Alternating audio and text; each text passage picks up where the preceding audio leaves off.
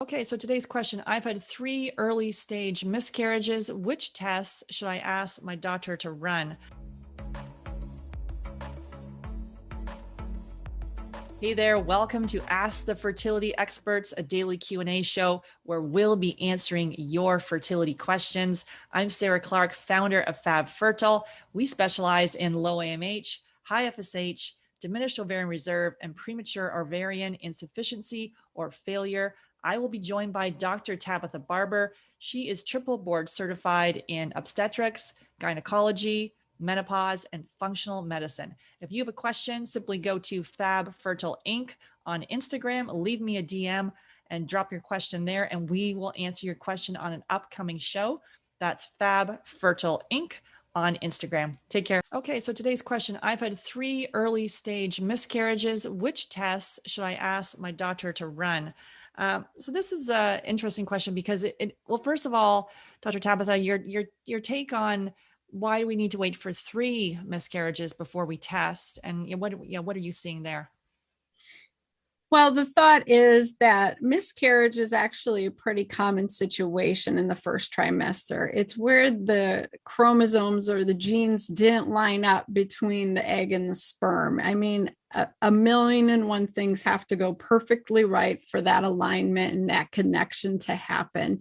And so it is very common to have broken DNA fragments and things like that, just from where the egg, the aging process of your eggs and your unhealthy lifestyle, just being on this human earth as it is right now.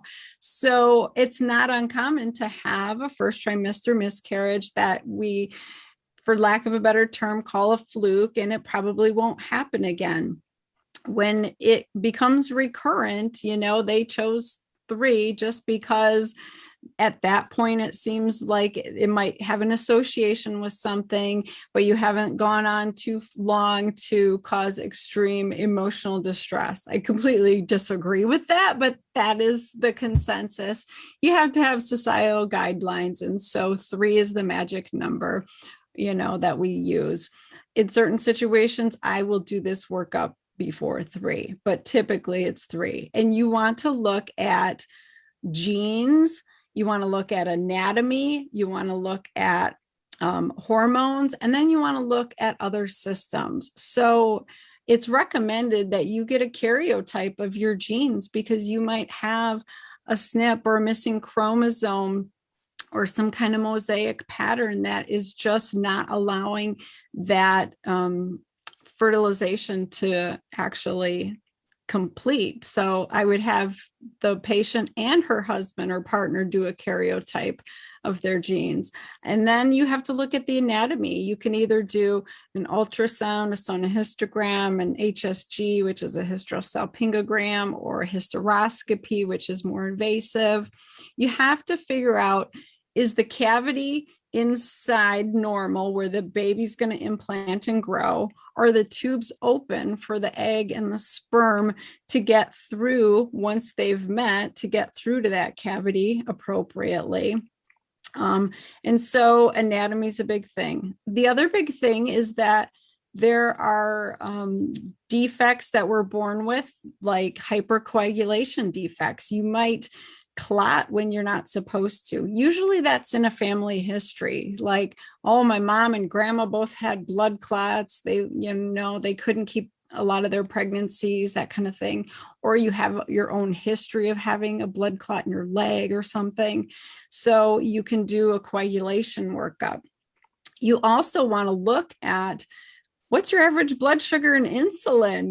What are your other systems doing? What's your thyroid look like in detail?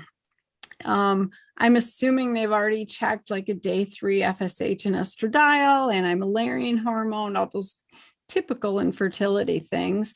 Those aren't usually the culprit in repeat miscarriage. Sometimes it's low progesterone, so you need some progesterone support in that first trimester. And then the male side of it, is there DNA fragmentation or some gene issue with them? And so I would say that is the basic workup that you need to start with and go from there. Yeah, I think many times people won't even look at the male and looking at semen analysis, so missing that piece. And then, yeah, like you're talking about with the thyroid, and then what about MTHFR too, if they have that gene variant? Anything you wanted to say there on that one? Yeah, so that is usually part of the coagulation workup. So MTHFR, anti-cardiolipin antibody, lupus anticoagulant, all of those can contribute, you know.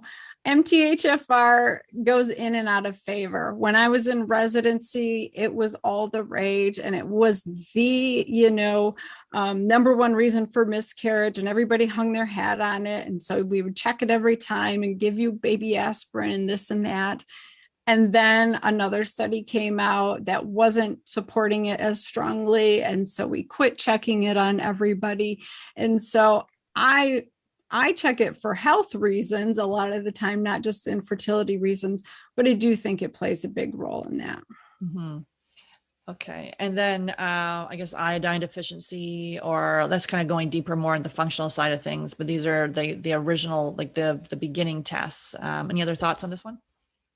Yeah, no, I love the idea of doing the whole functional workup because I believe that gut inflammation directly affects your pelvis. And if you are inflamed in your gut, you're going to be inflamed in your uterus, and you're not going to hold that pregnancy. I've seen it time and time again, unfortunately. Mm-hmm. Yeah, food sensitivities, gut infections, environmental toxins, and the mental emotional stress all contribute to Exactly. inflammation.